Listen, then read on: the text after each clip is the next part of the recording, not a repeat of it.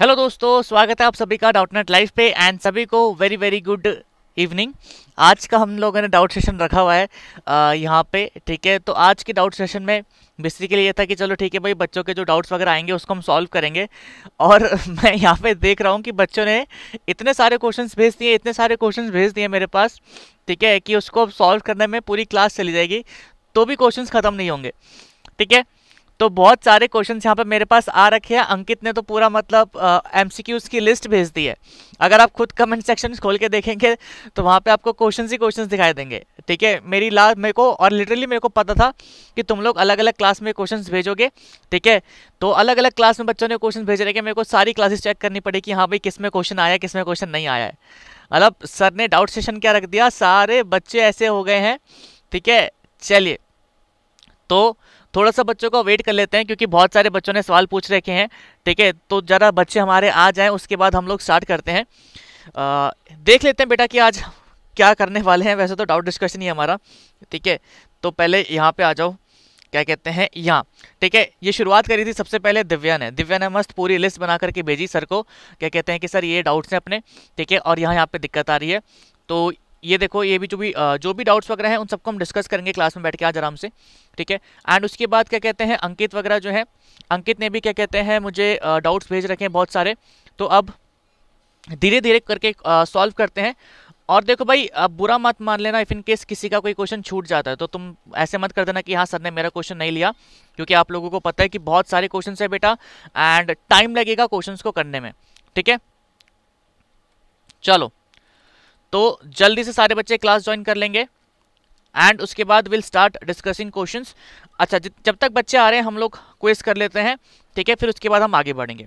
ठीक है भाई, चलो तो जब तक थोड़े बहुत अपने बच्चे आ रहे हैं हम लोग क्विज कर लेते हैं एंड उसके बाद हम आगे बढ़ते हैं। अच्छा, क्विज का पहला क्वेश्चन जो है बेटा आप लोगों की स्क्रीन पे ये रहा। वाइटल कैपेसिटी जो होती है हमारे लंग्स की वो क्या होती है? तो आप लोगों को सम ऑफ वाइटल कैपेसिटी बताना है क्या होता है। जल्दी बताइए भाई, ज्यादा टाइम नहीं लेंगे। सम ऑफ वाइटल कैपेसिटी बताइए। चलो वेट कर रहे हैं हम लोग।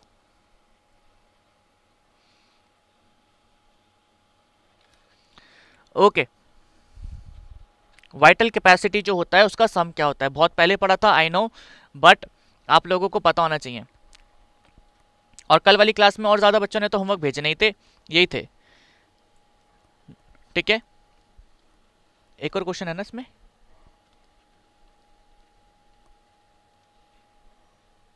ठीक है, चलो besides RBCs plasma also carry करता है O2 इन सोल्यूशन। ठीक है, besides RBC blood plasma also carry करता है O2 इन सोल्यूशन। परसेंटेज क्या होता है ब्लड प्लाज्मा का, ये आप लोगों को बताना है।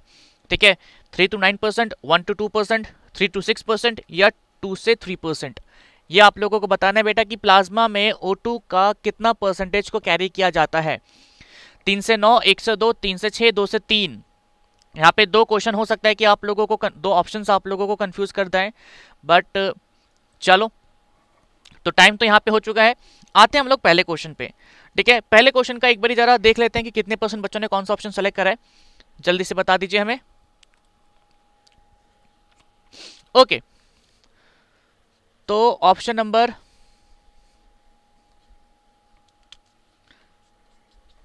ठीक है, तो ए को 33% बच्चों ने सेलेक्ट करा है ना। एंड डी कितने बच्चों ने सेलेक्ट करा है? ओके, तो सिर्फ 22% बच्चों ने, सिर्फ 22% बच्चों ने डी सेलेक्ट करा है। 11% बच्चे तो 31, अच्छा 33। चलो जी, वाइटल कैपेसिटी हो गया लंग्स का। आगे आते हैं, ये वाला भी बता दीजिए जो बहुत ही बुरा हाल चल रहा है तुम्हारा। क्या कहते हैं, तुम लोग वैसे तो कहते हो कि डाउट सेशन लगवा दो, डाउट सेशन लगवा दो, बट कुछ फायदा है नहीं। ठीक है, चलिए 66%। ठीक है, तो गड़बड़ तो कर रखी है तुम लोगों ने, 22%। ओके, तो ये हमारे यहाँ पे रिजल्ट्स आ रखे हैं। एंड अब पता नहीं कि आप लोग जो है वो कहाँ से करके लाए हैं, कहाँ से नहीं करके लाए हैं, कितना पढ़ा है कितना नहीं पढ़ा है, लेकिन बहुत बुरी हालत है भाई, बहुत ही ज़्यादा बुरी हालत है। वाइटल कैपेसिटी भूल गए हो, क्यों? क्योंकि सर आपने बहुत पहले पढ़ाया था। तो बहुत पहले पढ़ाया था तो क्या हो गया भाई, भूलने वाली बात थोड़ी नहीं थी वाइटल कैपेसिटी। वाइटल कैपेसिटी को अब जो सही आंसर है हमारा सिर्फ 22% बच्चों ने सेलेक्ट किया है, और उसका क्या रीज़न है पता नहीं।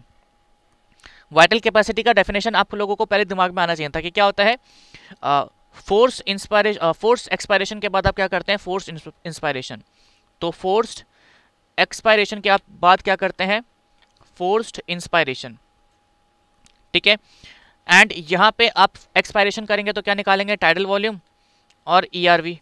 इंस्पायरेशन करेंगे तो पहले ईआरवी लेंगे, फिर टाइडल वॉल्यूम लेंगे, फिर आईआरवी लेंगे। तो ये आपका वाइटल कैपेसिटी है। अब तुम खुद बताओ कि सर इतनी मेहनत करते हैं तुम लोगों के लिए और यहाँ पे ऐसे रिजल्ट्स आ रहे हैं, ठीक है, ये तो फिर भी चलो ठीक है, एक्सेप्टेबल है, बट यहाँ पे भी आंसर अपना 90% के आसपास होना चाहिए था। तो यार ये थोड़ा सा ना डिसअपॉइंटिंग सा होता है। यहाँ पे सर आप लोगों के लिए सारे डाउट सॉल्व कर रहे हैं, डाउट सेशन लगा रहे हैं, एंड आप लोग गलत क्वेश्चन करते हैं तो सर को थोड़ा तो नहीं, बहुत ज़्यादा दुख होता है। हमेशा सर कहते हैं आप लोगों को कि तुम लोग जब क्वेश्चन गलत करते हो तो तुमसे ज़्यादा दुख मुझे होता है, तो ऐसा मत करे करो यार, ठीक है। अब सबसे पहले यहाँ पे दिव्या ने सबसे पहले मुझे डाउट भेजा था, तो सबसे पहले उन्हीं के डाउट से स्टार्ट करते हैं। यहाँ पे क्या पूछा है कि व्हाट इज़ फाइब्रोसिस। फाइब्रोसिस क्या होता है बेटा, देखो फाइब्रोसिस आप एक तरीके से ऐसा समझ लीजिए, जब भी टिश्यूज़ का डैमेज होता है, ठीक है, टिश्यूज़ खराब हो जाते हैं, उस कंडीशन को हम फाइब्रोसिस कहते हैं। जैसे कि यहाँ पे आप देखें बेटा, यहाँ पे देखो, एक मिनट रुको, यहाँ पे ये आपके सामने जो डायग्राम है ना, ये नॉर्मल एल्वोलाइज का डायग्राम है, और ये एल्वोलाइज के अराउंड कैपिलरीज है, इसमें ब्लड है। नीचे आ जाओ, यहाँ पे देखो, यहाँ पे एल्वोलाइज की वॉल्स वगैरह डैमेज हो गई हैं, फाइब्रोसिस हो गया बिटवीन एल्वोलाई, ठीक है। तो यहाँ पे एल्वोलाइज में मतलब जो भी है, फाइब्रोसिस का सिंपल सा मतलब क्या होता है कि हाँ भाई बेसिकली अपने जो टिश्यूज़ वगैरह हैं, ठीक है, उनका क्या हो जाना, डैमेज हो जाना। फाइब्रोसिस का मतलब क्या होता है, टिश्यूज़ का डैमेज हो जाना। आप इस तरीके से ऐसा समझ लीजिए उसको कि पूरा का पूरा खराबी हो गया, कुछ फ़ायदा ही नहीं है उसका, ठीक है। अच्छा, और क्या पूछा है यहाँ पे, एक मिनट, हाँ जी, और क्या पूछा है हमसे यहाँ पे, व्हाट इज रेस्पिरेटरी क्वोशेंट। बेटा ये वाला जो टॉपिक है हमारा, ये दूसरे चैप्टर का है, तो मैं आपको उसमें बताऊंगा, ठीक है। तो इसको अभी रहने दो, ये जब हम प्लांट के अंदर पढ़ेंगे ना फोटोसिंथेसिस और रेस्पिरेशन, तो उसके अंदर आएगा, तो उसको अभी रहने दो, टॉपिक वाइज चलते हैं, इसको अभी मत करो। ऑक्सीजन डिसोसिएशन कर्व जो होता है उसका सिग्मोइड पैटर्न क्यों होता है, क्योंकि यार देखो होता क्या है ना, सिग्मोइड पैटर्न क्या है, क्यों है, हीमोग्लोबिन जो है उसके पास प्रेजेंट है 4 Fe ग्रुप, 4 Fe2+, ठीक है, 4 Fe2+ प्रेजेंट है। इस बात से आप लोग एग्री करते हैं, इस बात से आप लोग एग्री करते हैं कि हमारा जो क्या कहते हैं हीमोग्लोबिन है उसके पास 4 Fe2+ है। अब आप एक सिंपल सी बात ये इसको ऑब्जर्व करो या ध्यान से सोचो कि आप लोग बाहर खेलने गए हो, आप बहुत देर तक बाहर खेले, अब आपको प्यास लग गई है, तो जब आप अंदर आते हैं तो पहला पानी का ग्लास बहुत ही ज़्यादा टेस्टी लगता है ना, बहुत ज़्यादा जल्दी से पी लेते हो, फिर एक ग्लास और पानी पीते हो, फिर तीसरा पीते हो, फिर उसके बाद चौथे पे थोड़े से धीरे हो जाते हो। तो बेटा जी जब हीमोग्लोबिन एकदम खाली होता है ना, तो पहला ऑक्सीजन या स्टार्टिंग में ऑक्सीजन इससे फटाक से बाइंड कर जाता है, फटाक से बाइंड कर गया, लेकिन चौथे पे पहुंचते पहुंचते प्रोसेस जो है स्लो हो जाता है। तो यहाँ पे यही दिखाया गया है कि भाई पहले तो ऑक्सीजन मस्त एकदम बाइंड हुआ, ठीक है, जब हीमोग्लोबिन खाली था, फिर जाते जाते क्या हो गया, धीरे हो गया, फिर जाते जाते धीरे हो गया। तो जो प्रोसेस इनिशियली फास्ट होता है और एंड में जाते जाते धीरे हो जाता है, उसका कर्व हमें कैसा मिलता है, उसका कर्व हमें मिलता है कैसा, बेसिकली सिग्मोइड कर्व, ठीक है, या एस शेप्ड कर्व मिलता है बेटा। अगेन जो प्रोसेस इनिशियली फास्ट होती है एंड बाद में स्लो हो जाती है, उस प्रोसेस का कर्व हमारा कैसा होता है, सिग्मोइड कर्व होता है, ठीक है।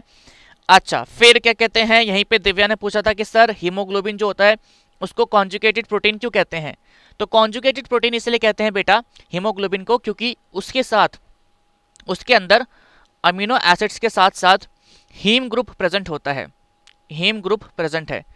जब किसी प्रोटीन के अंदर अमीनो एसिड के अलावा कोई दूसरा सब्सटेंस प्रेजेंट होता है, दूसरे आयंस प्रेजेंट होते हैं, तो उस प्रोटीन्स को हम हीम ग्रुप कॉन्जुगेटेड प्रोटीन्स कहते हैं।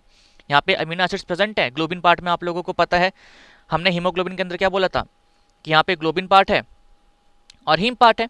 तो ग्लोबिन पार्ट हमारा अमीनो एसिड का बना है, हीम पार्ट के अंदर आयरन प्रेजेंट है, तो हमारा ये क्या होता है, बेसिकली कह लो कि इस कंडीशन या ऐसी प्रोटीन्स को हम क्या कहते हैं, कॉन्जुगेटेड प्रोटीन कहते हैं, ठीक है। तो जिन प्रोटीन्स के अंदर अमीनो एसिड्स के अलावा और भी कंडीशन और भी दूसरे आयंस प्रेजेंट होते हैं और भी दूसरी चीज़ें प्रेजेंट होती हैं, उसको हम कहते हैं कॉन्जुगेटेड प्रोटीन्स। एक क्वेश्चन मेरे को यहाँ पे बहुत अच्छा लगा और वो क्वेश्चन ये था क्या कि सर ब्रोंकाइटिस और अस्थमा क्या सेम होते हैं?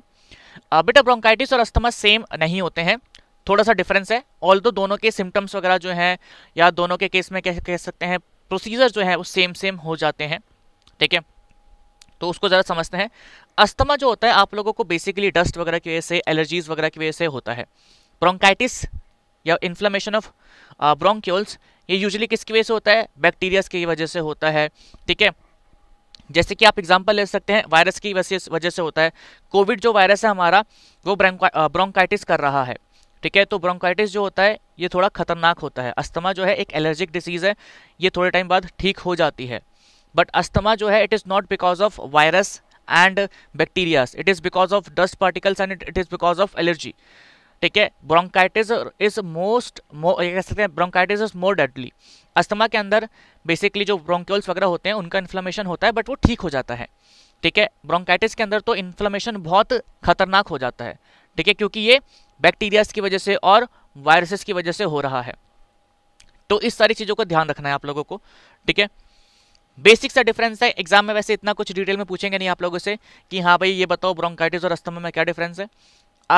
इसको वैसे ऐसा समझ सकते हैं कि अगर आप लोगों को ब्रोंकाइटिस है, अगर आप लोगों की ब्रोंकियल्स वॉल डैमेज हैं तो हो सकता है कि आपको अस्थमा हो जाए। बट अगर अस्थमा है तो ज़रूरी नहीं है कि ब्रोंकाइटिस हो जाएगा, ठीक है। तो आप कह सकते हैं अस्थमा इज सब टाइप ऑफ ब्रोंकाइटिस, ठीक है, इज अ सब टाइप ऑफ ब्रोंकाइटिस। एक ब्रोंकाइटिस के अंदर ही कंडीशन आती है, ठीक है। ब्रोंकाइटिस में क्या हो रहा है? ब्रोंकाइटिस एक कंबाइंड ग्रुप है जिसके अंदर ब्रोंक्यूल्स का इन्फ्लेमेशन हो रहा है। अगर वो इन्फ्लेमेशन कह लो कि डस्ट पार्टिकल्स की वजह से हुआ, एलर्जी की वजह से हुआ तो अस्थमा। अगर वो बैक्टीरिया एंड वायरस की वजह से हो गया तो उसका दूसरा नाम पड़ जाएगा, ठीक है। तो होता नहीं कि रेस्पिरेटरी ब्रोंकाइटिस इन्फेक्शन कह देते हैं, बहुत सारी चीज़ें कह सकते हैं कि वायरल ब्रोंकाइटिस, बैक्टीरियल ब्रोंकाइटिस, तो अलग अलग नाम इसके पड़ जाते हैं। तो ब्रोंकाइटिस एक वाइड रेंज ऑफ इन्फेक्शन है, अगर वो उसकी वजह से हो रहा है डस्ट पार्टिकल्स की वजह से तो उसको अस्थमा कह देंगे, ठीक है। सेसेशन का मतलब यहाँ पे पूछा था कि सेसेशन ऑफ ब्रीदिंग क्या होता है। भाई अगर आप गूगल पे भी सर्च करेंगे ना तो आपको यहाँ पे मिल जाएगा सेसेशन का मतलब क्या होता है? स्टॉप। तो जब ब्रीदिंग एकदम स्टॉप हो जाती है उस कंडीशन को हम कहते हैं cessation of breathing. Stoppage of breathing is known as cessation of breathing. तो ये बहुत ही बेसिक सा बात था, ये आप लोगों को बेटा पता होना चाहिए था, ठीक है। और तुम ले लो अब सर की जान, क्योंकि मैं देख रहा हूँ कि बहुत ही सारे यहाँ पे डाउट्स आ रहे हैं, बहुत ही सारे डाउट्स आ रहे हैं यहाँ पे। तो दिव्या क्या, आई होप यहाँ पे डाउट्स एकदम क्लियर है एंड कोई दिक्कत नहीं है। दिव्या एक बार जल्दी से थम्स अप भेज दो, जल्दी कुछ रहे तो। अच्छा आर्टिफिशियल हाइपोक्सिया रह गया। आर्टिफिशियल हाइपोक्सिया बेटा क्या होता है? आर्टिफिशियली जब हाइपोक्सिया इंड्यूस करते हैं ना, आर्टिफिशियली जब आप वो करते हैं कह सकते हैं आर्टिफिशियली आप लोग वो करते हैं जब O2 की अवेलेबिलिटी टिश्यूज के लिए कम करते हैं, ठीक है। चलो जब आप आर्टिफिशियली ऑक्सीजन की अवेलेबिलिटी रिड्यूस करते हैं किसके लिए? फॉर सेल्स स्लैश टिश्यूज, तो उस कंडीशन को हम क्या कहते हैं? आर्टिफिशियल हाइपोक्सिया कहते हैं। चलिए तो दिव्या का जल्दी से थम्स अप आ जाए, उसके बाद हम लोग आगे बढ़े और ऐसा ही चलता रहेगा तो अब तो क्या कहते हैं लगता है मेरे को फिर सैटरडे को नहीं रखना चाहिए, ठीक है। आगे चलते हैं।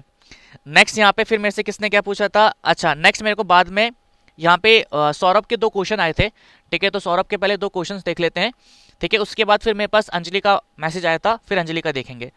चलो एक बार इसको जूम कर देते हैं। नाउ इन्होंने एक सवाल पूछा था कि यार इन्होंने थोड़ा ढंग से लिखा नहीं है, मैं इसको जूम आउट कर देता हूँ। आई होप ये विजिबल होगा, एक मिनट रुको मैं इसको देख लेता हूँ कि ये विजिबल है ना। हाँ विजिबल है, ठीक है। इन्होंने क्या पूछा था? The CO2 is transported via blood. यहाँ पे क्या पूछा गया है? The CO2 is transported via blood to lungs mostly, ठीक है। CO2 जो होता है कहाँ से? ब्लड से लंग्स के पास, या कह सकते हैं टिश्यू से लंग्स के पास कैसे जाता है? In combination with haemoglobin dissolve in blood plasma in form of bicarbonate ions या as carbamino haemoglobin and as carbonic acid. तो आप लोगों का जवाब क्या होगा? आपके सामने सौरभ ने भेजा है एक क्वेश्चन, ठीक है। तो आप सभी लोगों को इस क्वेश्चन का आंसर करना है। ये एक तरीके से मल्टीपल चॉइस क्वेश्चन है आप लोगों के लिए। आप लोगों के सामने 4 ऑप्शंस है। इन कॉम्बिनेशन विद हीमोग्लोबिन, ठीक है, dissolve in blood plasma in form of bicarbonate ions. मैं ऑप्शन नंबर 1 यहाँ पे ABC लिख देता हूँ।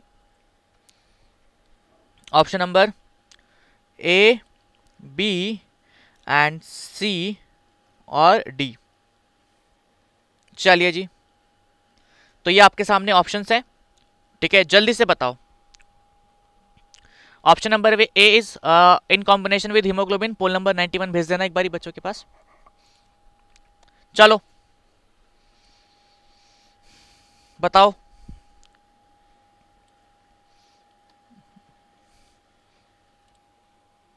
एकदम मतलब, चलिए,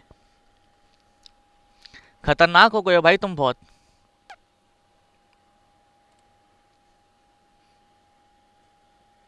हाँ जी, तो यार देखो, अब 100% बच्चों ने ऑप्शन नंबर C का जवाब दिया है। तो ये वाला क्वेश्चन वैसे पूछने लायक था नहीं, बट स्टिल कोई बात नहीं। अच्छा, when you hold your breath, ठीक है, which of the following gas change in the blood would first lead to urge of breath. जब आप अपनी सांस को रोके रखते हैं तो क्या चेंजेस होंगे जिसकी वजह से आप लोगों का सांस लेने का मन करेगा। ये क्वेश्चन मेरे से अंकित ने भी पूछा है, सेम क्वेश्चन अंकित ने भी पूछ रखा है, ठीक है। एक देखो यहाँ पे सिंपल सा लॉजिक है, अगर आप लोग सांस रोक के रखते हैं बेटा तो आपकी बॉडी के अंदर CO2 कंसंट्रेशन बढ़ेगा नहीं बढ़ेगा। यहाँ पे लिखा है, यहाँ पे क्या लिखा है, ओके, फॉलिंग CO2 कंसंट्रेशन।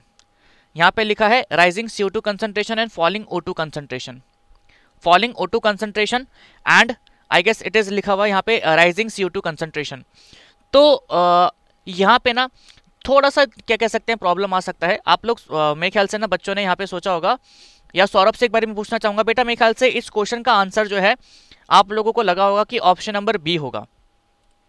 आप लोगों को इस क्वेश्चन का आंसर लगा होगा ऑप्शन नंबर B, बट यहाँ पे आंसर ऑप्शन नंबर B नहीं होगा। क्यों?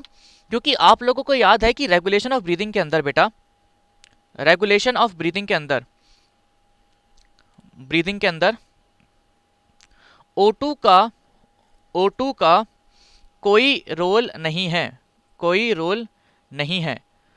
तो बॉडी सेंस ही नहीं करती कि O2 का कंसंट्रेशन ज्यादा है या कम है। बॉडी सिर्फ ये सेंस करती है कि CO2 या H+ आयन का कंसंट्रेशन ज्यादा है या कम है। तो यहाँ पे option number D correct answer होगा। तो एक बारी सौरभ से पूछना चाहेंगे बेटा, इसका आंसर ऑप्शन नंबर D ही था ना? चलो ठीक है, इसका आंसर ऑप्शन नंबर D ही होगा, क्योंकि आप लोगों को मैंने बता रखा है कि जब हम एक्सपायरेशन करते हैं या रेगुलेशन ऑफ रेस्पिरेशन होता है, मैंने इस पॉइंट पे फोकस भी किया था, तो उसमें आपका O2 का कोई रोल नहीं होता, CO2 का एंड क्या कहते हैं किसका, H+ आयन का रोल होता है। ठीक है, चलिए ओके, तो अब बात करते हैं। अब हमारे पास अंजलि का क्वेश्चन आ रखा है, व्हाट इज नेगेटिव इंट्राप्लूरल प्रेशर। ओह, इसको समझाने के लिए तो बहुत मेहनत लगी थी, अब इसको फिर से समझाना पड़ेगा। यार ऐसे मत करो, पता चला सर इसने डर के मारे फिर पढ़ाने बंद कर दें। ठीक है, नेगेटिव इंट्राप्लूरल प्रेशर, अंजलि ने लिखा है, अंजलि ने लिख दिया है कि नेगेटिव इंट्राप्लूरल प्रेशर लिख दिया इन्होंने। ठीक है, तो तुम लोग एक तो स्पेलिंग ढंग से अच्छे से लिखना सीख जाओ, ठीक है ना। स्पेलिंग गलत मत करो, क्योंकि अगर यहाँ पे गलत स्पेलिंग लिखोगे तो एग्जाम में ही गलत लिखोगे। तो नेगेटिव इंट्राप्लूरल प्रेशर, ठीक है, हम ये बताएंगे। चलो अब ध्यान से देखो बेटा, होता क्या है कि हमारी जो प्लूरल मेम्ब्रेन्स होती हैं, हमारी मान लो यहाँ पे प्लूरल मेम्ब्रेन है, छाट के क्वेश्चन लेके आए हैं जिनमें लगेगा टाइम बहुत सारा। यहाँ पे 2 प्लूरल मेम्ब्रेन्स हैं, ठीक है। ये अपना क्या है, आउटर वाला इज पैराइटल एंड इनर वाला इज विसरल। तो parietal pleura and visceral pleura, ठीक है। और बीच में प्रेजेंट होता है क्या, बीच में प्रेजेंट होता है यहाँ पे क्या, प्लूरल फ्लूइड। यहाँ पे प्रेजेंट होता है प्लूरल फ्लूइड। तो नेगेटिव इंट्राप्लूरल प्रेशर का मतलब क्या होता है बेटा, कि विसरल के बीच में और पैराइटल के बीच में देयर इज अ प्रेशर या देयर इज अ सिचुएशन जो इन दोनों को आपस में खींच के रखती है, जो इन दोनों को आपस में जुड़ने से फोर्स करती है। ठीक है, समझ मतलब कि कह सकते हो कि इन दोनों को साथ साथ या पास पास आने के लिए फोर्स करता है। वेस्टरल और पैरेटल के बीच में कुछ ऐसा प्रेशर होता है जो उनको पास आने के लिए फोर्स करता है, दूर जाने नहीं देता, यानी कि पीछे जाने नहीं देता, पीछे जाने नहीं देता है। ठीक है, तो एक हमारा क्वेश्चन था कि हमारी जो एल्वलाइज होती हैं, ठीक है, उससे रिलेटेड एक क्वेश्चन था, मेरे को याद नहीं आ रहा है, मैंने ये कॉन्सेप्ट समझाया था। तो नेगेटिव इंट्राप्लूरल प्रेशर क्या होता है बेटा, जब हमारी प्लूरल मेम्ब्रेन्स एक दूसरे के साथ आने की कोशिश करती रहती हैं, कॉन्स्टेंटली कोशिश करती रहती हैं। ठीक है, क्यों? क्योंकि उनके अंदर प्रेशर बना हुआ है। ठीक है, तो जब वो साथ आने की कोशिश करती हैं तो उसको हम क्या कहते हैं, नेगेटिव इंट्राप्लूरल प्रेशर। जब वो बाहर जाती हैं तो उसको हम कहते हैं पॉजिटिव इंट्राप्लूरल प्रेशर। ठीक है, नेगेटिव जब साथ में आ रही है, बाहर जाने की कोशिश कर रही है तो पॉजिटिव। तो हमारा क्या कहते हैं, इसके अंदर प्लूरल मेम्ब्रेन के अंदर हमेशा negative intra plural pressure maintain रहता है, ताकि हमारा जो लंग्स है ना, इस वजह से लंग्स की वॉल्स जो होती है ना बाहर खिंची रहती हैं, और लंग्स की एल्वोलाई में हमेशा कुछ अमाउंट ऑफ एयर प्रेजेंट रहता है। यह आप लोगों को मैंने बताया था, इसके ऊपर एक क्वेश्चन भी था। ठीक है चलो अंजलि, एक बार अंजलि का भी देख लेते हैं। अंजलि, यहाँ तक बात क्लियर है? चलो ओके, यहाँ तक बात क्लियर है। और रही बात क्या कहते हैं कि what is the role of buffer in CO2 transport. यार देखो, CO2 ट्रांसपोर्टेशन में बफर का रोल क्या होता है, या ब्लड के अंदर बफर सिस्टम का क्या रोल होता है। अगर आप लोगों ने केमिस्ट्री पढ़ी है या नहीं पढ़ी है तो आप बस इतना ध्यान रखिए, बफर सिस्टम जो होते हैं हमारे, ठीक है, वो सिंपली क्या करते हैं, या बफर सोल्यूशन जो होता है वो क्या होता है, वो रजिस्ट करता है चेंज इन पीएच। अब किसी भी तरीके से करे, बस वो पीएच को चेंज होने नहीं देता। यानी कि मान लो अगर यहाँ पे अपना एक बफर सोल्यूशन है, ठीक है, यहाँ पे एक बफर सोल्यूशन है, इसके अंदर इसका पीएच जो है 6 है। अगर आप इसके अंदर एसिड डालते हैं, 3 pH वाला एसिड डालते हैं ना, तो भी इसका बफर जो है, या तो भी इसका पीएच जो है 6 ही रहेगा। केमिस्ट्री में इन सॉल्यूशंस को बफर सॉल्यूशंस कहते हैं। उसी तरीके से ब्लड के अंदर भी हम ट्रांसपोर्टेशन जब होता है किसका, CO2 का, तो बफर वे में होता है। ठीक है, किस तरीके से, जैसे कि मैंने आप लोगों को बताया था बेटा कि जब CO2 हमारा वाटर के साथ रिएक्ट करता है तो क्या बनता है, कार्बोनिक एसिड बनता है, H2CO3। ठीक है, H2CO3 हमारा क्या है, एक एसिड है, कार्बोनिक एसिड। बट होता क्या है, एसिडिटी ना बढ़े या सेल्स के अंदर एसिडिटी ना हो, इसको तोड़ दिया जाता है। ठीक है, इसको तोड़ दिया जाता है और इससे बना दिया जाता है क्या, H+ और HC3O नेगेटिव। या ये टूट जाता है खुद से किसके अंदर, क्योंकि मैंने आपको बताया था अनस्टेबल होता है, HC3O नेगेटिव में टूट जाता है। ठीक है, अब बेटा जी टूट गया तो अब एसिडिटी खत्म। ठीक है, जो भी एसिडिटी पहले थी अब सब कुछ फिर से नॉर्मल हो गया। ये हमारा चले जाता है बाहर। ठीक है, और बाहर से आ जाता है कहाँ पे, क्या, बाहर से आ जाता है Cl नेगेटिव। ठीक है, ये H+ आयन चले जाते हैं किसके पास, हीमोग्लोबिन के पास। जब सेम बाइकार्बोनेट हमारे आयंस जो होते हैं कहाँ पे पहुँचते हैं, एल्वोलाई के पास पहुँचते हैं, तो प्रोसेस जो है पूरा का पूरा उल्टा हो जाता है। तो बेटा जो ये बफर का रोल है ना, वो आप कह सकते हैं कि ब्लड को एसिडिक होने से बचाता है, ब्लड को एसिडिक होने से बचाता है। ठीक है, तो ये जो अपना बफर सॉल्यूशन होता है या जो बफर ट्रांसपोर्ट होता है, ठीक है, वो क्या करता है, ब्लड को एसिडिक होने से बचाता है। और ये वाला क्वेश्चन भी मैंने आप लोगों को करवा रखा था, बट इट्स ओके, हम लोगों ने यहाँ पे इसको कर लिया है। तो कल वाली क्लास में क्या कहते हैं, मुझसे दिव्या ने और अंजलि ने और सौरभ ने सवाल पूछ रखे थे। ठीक है, तो ये कंप्लीट हो गया है। पहुँचते हैं आज की क्लास की स्टार्टिंग में। तो मैंने देखा था कि आज की क्लास की स्टार्टिंग में भी बहुत सारे सवाल मेरे को अंकित ने ऐसे भेज रखे हैं। ठीक है, धड़ाधड़, तो वो मैं तो क्लास स्टार्ट करने से पहले देख लिए थे, तो मैंने कहा कि चलो अब इसको सॉल्व कर ही देते हैं। अंकित का, अच्छा हाँ, अभी लेकिन ना इसमें दिक्कत क्या होगी बेटा, क्योंकि तुम लोगों ने ना कमेंट्स जो है लेट करें एक तो पहली बात, तो अब क्या है कि जो बच्चों को क्वेश्चन देखना होगा ना वो देख नहीं पाएंगे, फिर मेरे को क्वेश्चन लिखना पड़ेगा और क्वेश्चन लिखने से टाइम बहुत ज़्यादा वेस्ट होगा। ठीक है, अच्छा, इन्होंने एक ही क्वेश्चन बहुत बारी भी भेज रखा है, और अंकित का एक क्वेश्चन तो सेम ही था कि when you hold your breathe, तो क्या अपना उस केस में आंसर होगा। ठीक है, अच्छा, अंकित के भी बहुत सारे क्वेश्चंस जो है मिलते जुलते हैं। इन्होंने भी एक क्वेश्चन पूछ रखा था जो मैंने करवाया था, although much of CO2 is carried in blood yet oxygen does not yet sorry blood does not become acidic, क्योंकि यहाँ पे CO2 ट्रांसपोर्ट में buffer plays an important role. अगर आप लोगों को रिलेट करना है कि सर क्या कहना चाह रहे हैं बेटा, तो कमेंट्स बॉक्स खोलें एंड सबसे नीचे चले जाएं। ठीक है, वहाँ पे आपने देखेंगे तो अंकित ने बहुत सारे क्वेश्चन पूछ रखे हैं। ठीक है, एंड उनमें से एक क्वेश्चन तो मतलब सारे के सारे ऑलमोस्ट क्वेश्चन सेम ही है, बस में एक क्वेश्चन, हाँ एक क्वेश्चन अलग है, उसको डिस्कस कर लेते हैं। बाकी अंकित के सारे क्वेश्चंस यहाँ पे क्लियर हो गए हैं। Due to increasing airborne allergens, ठीक है, एंड पॉल्यूटेंट्स क्या होता है, many people in urban areas, एक तरीके से आप लोगों के लिए क्विज भी हो जाएगा। Many people in urban areas are suffering from respiratory disorder that cause wheezing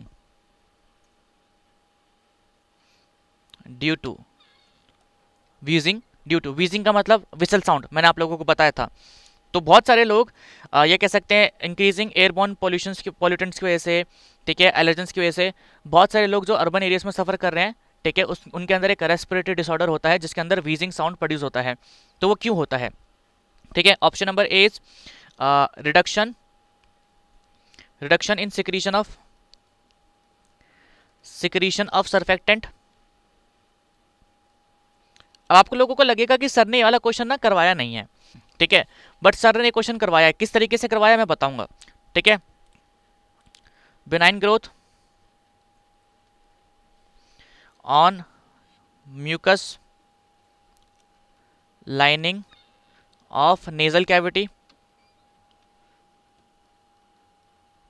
ठीक है, एंड नेक्स्ट यहां पे क्या है, inflammation of bronchi and bronchioles, inflammation of bronchi and bronchioles, ठीक है, एंड लास्ट इज अपना ही लिख लो, डैमेज ऑफ एल्वुलर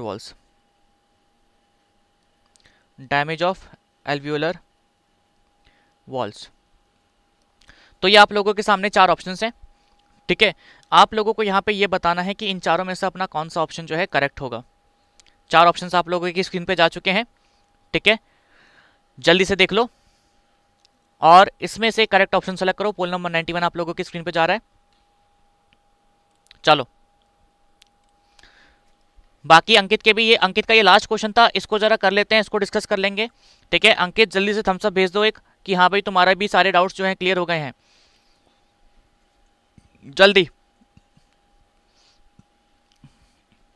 तो यहाँ पे बहुत सारे बच्चों ने ऑप्शन नंबर सी सेलेक्ट कर रखा है एंड कुछ बच्चों ने ऑप्शन नंबर बी भी सेलेक्ट करा है बेटा। लेकिन आप ना एक सिंपल सी बात याद रखो, फालतू का दिमाग कहीं पे दौड़ाना नहीं होता है। ठीक है, अपने को बेसिक सी चीज़ों पे फोकस करना होता है। हम लोग सिंपल बच्चे हैं, सिंपल पढ़ते हैं, सिंपल खाते हैं, सिंपल सोते हैं, सब कुछ सिंपल करते हैं। ठीक है, तो आप लोगों को याद होगा कि मैंने आप लोगों को बताया है कि अपना जो व्हीजिंग साउंड होता है, ठीक है, ये जो व्हीजिंग साउंड की बात हो रही है यहाँ पे, ठीक है, ये अस्थमा में प्रोड्यूस होता है, और अस्थमा के टाइम क्या होता है, inflammation of bronchi and bronchioles. Simple, बहुत ही ज़्यादा सिंपल। व्हीजिंग साउंड मैंने आप लोगों को लिखवाया था और कोई बच्चा मुझसे ये नहीं कह सकता कि सर नहीं लिखवाया था। एक्सेस ऑफ म्यूकस प्रोडक्शन होता है, बट क्यों होता है? क्योंकि ब्रोंक्यूल्स के जो सेल्स होते हैं वो स्वेल होते हैं, बहुत सारा म्यूकस बनाते हैं, तो इस वजह से ये सारी चीज़ें होती हैं। ठीक है, तो यहाँ पे अंकित का भी काम खत्म। अब मेरे पास और भी कुछ बच्चों ने कमेंट्स भेज रखे थे, ठीक है, तो उनका भी मैं देख लेता हूँ जल्दी से। चलिए, ओके, और ये वो बच्चे हैं जो क्लास से सिर्फ 5 मिनट पहले सवाल भेजते हैं, ये नहीं कि क्लास के टाइम पे भेज दें आराम से। ठीक है, क्लास से 15-20 मिनट पहले भेजें ताकि सर इसको डाल लें। अच्छा, कुछ बच्चों ने यहाँ पे cell the unit of life के भी सवाल भेज रखे हैं। ठीक है, तो उसको हम ज़रा डिस्कस कर लेते हैं, बहुत ज़्यादा इजी है। The cell involve in large amount of lipid synthesis do not possess this organelle on endoplasmic reticulum. अच्छा, तो ये तो बेटा इजी है ना। एक तो तुम लोगों ने क्वेश्चन लेट भेजे है ना, उसके चक्कर में क्या हो रहा है कि मुझे सारे क्वेश्चंस जो है लिखने पड़ रहे हैं। तो प्लीज़ नेक्स्ट टाइम से ध्यान रखेंगे, और क्वेश्चंस जो है बेटा ऐसे मत करे करो। देखो तुम्हें बोला था कि मैंने कि हाँ भाई उस वाली क्लास में जहाँ पे अपने कल वाली क्लास खत्म हुई थी शाम वाली, उसमें मैंने कहा था कि क्वेश्चंस भेज देना टाइम से, ठीक है। तो तुम सुबह का टाइम ले लेते, तुम 12 बजे तक का टाइम ले लेते, तो तुम अब क्लास से जस्ट 5 मिनट पहले क्वेश्चन भेजते हो। सर को पूरा पूरा लिखना पड़ता है, ठीक है। तो यहाँ पे क्या है कि सेल्स जो इन्वॉल्व होते हैं किसके अंदर, in lipid synthesis, in lipid synthesis, ये सवाल है, ठीक है। इसमें पूछा क्या गया है, इसमें पूछा क्या गया है, ये do not possess this organelle किसके अंदर, ऑन एंडोप्लाज्मिक रेक्टिकुलम, ठीक है।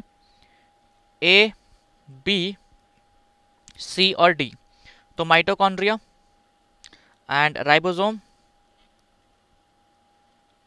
एंड ईआर, सॉरी ईआर कह रहा हूं, गोल्जी बॉडी, लाइसोसोम। तो वो सेल जो लिपिड सिंथेसिस में इन्वॉल्व होता है उसके ईआर पे आपको क्या देखने को नहीं मिलेगा, या उसके ईआर क्या पोजेस नहीं करते। पोल नंबर 91 स्क्रीन पे जा रहा है, जल्दी से इस क्वेश्चन का आंसर करेंगे।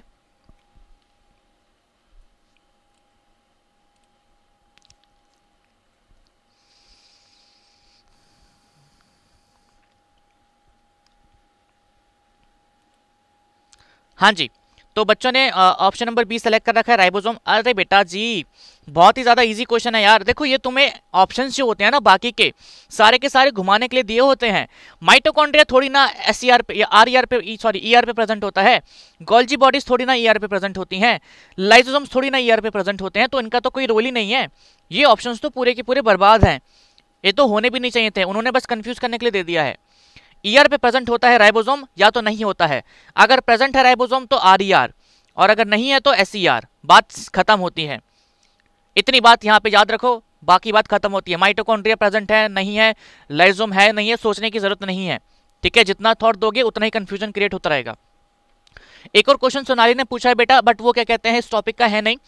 अगर वो मेरे को आगे मिला, अगर इस टॉपिक में मिला मैं बता दूंगा उसको, ठीक है। इस टॉपिक का नहीं है और उसके बारे में हम लोग डिस्कशन करेंगे।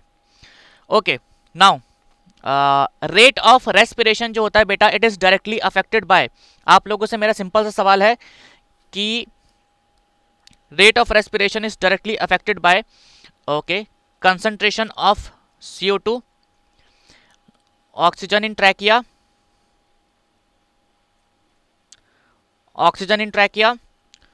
Concentration of O2, diaphragm expansion. Rate of respiration पे इन चारों में से किसका फर्क पड़ेगा? ऑप्शन आपके स्क्रीन में 91 पोल नंबर आपकी स्क्रीन पे जा रहा है, जल्दी से बताएंगे। रेट ऑफ रेस्पिरेशन जो है वो इन चारों में से किससे अफेक्ट होगा, ठीक है। चलो इजी क्वेश्चन है ये भी। ओके, तो यहां पे बहुत सारे बच्चों ने क्या कर रखा है, हाँ 57, 14, 14, 14 इनकरेक्ट है तीनों। 50 बारी बोल दिया है। Rate of respiration ultimately regulation में क्या होता है भाई, रेट और डेप्थ ही तो कंट्रोल करा जाता है ना।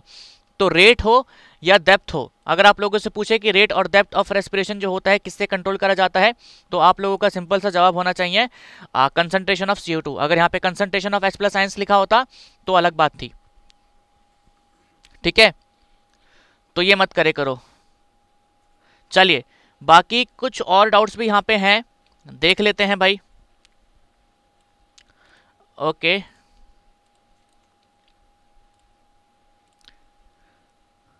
चलो डाउट्स क्या यहाँ पे हैं एक बार इसको देख लेते हैं।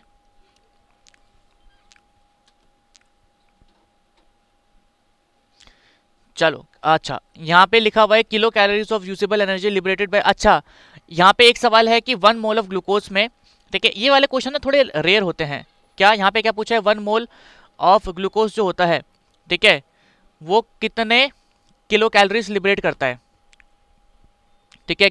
तो ये क्वेश्चन जो होते हैं वैसे एग्जाम में आते नहीं है इतने, ठीक है। तो अब ठीक है, अब वहाँ पे पूछ लिया गया तो देख लेते हैं, ठीक है।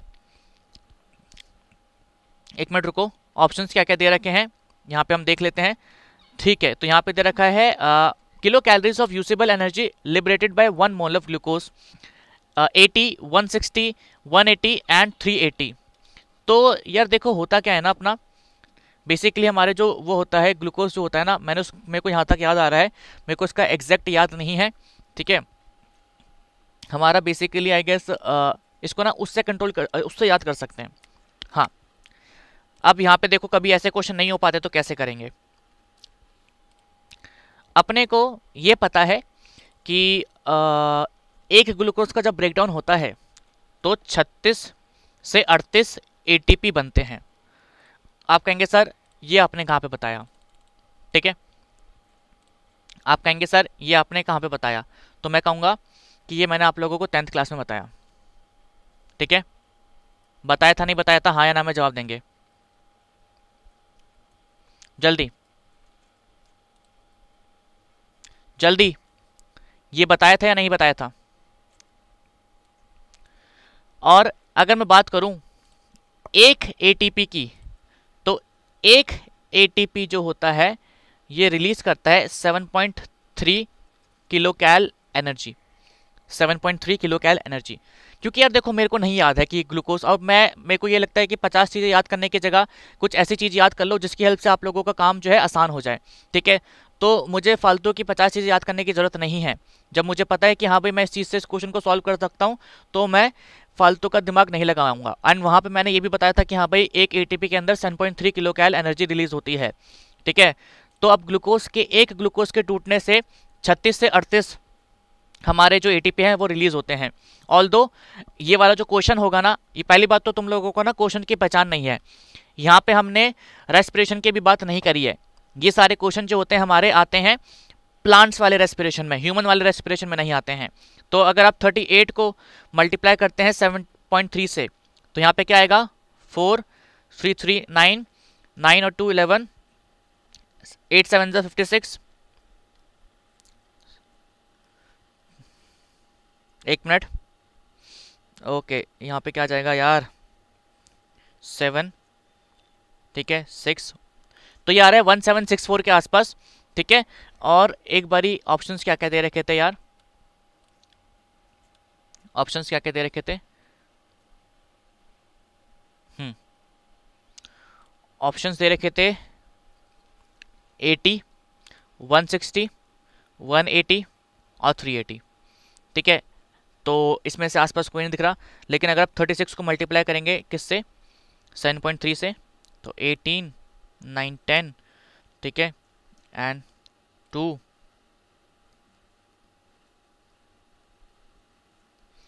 तो ये देखो यार ये 152 और 167 आ रहा है। तो ऑन एवरेज इसका आंसर आप जो है 160 के आसपास मार्क कर सकते हैं।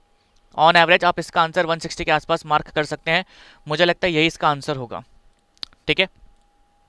बाकी मेरे को kilo cal 1 molecules of glucose कितना किलो कैल एनर्जी रिलीज करता है ये याद नहीं है, इसको एक बार मैं बता दूंगा, ठीक है।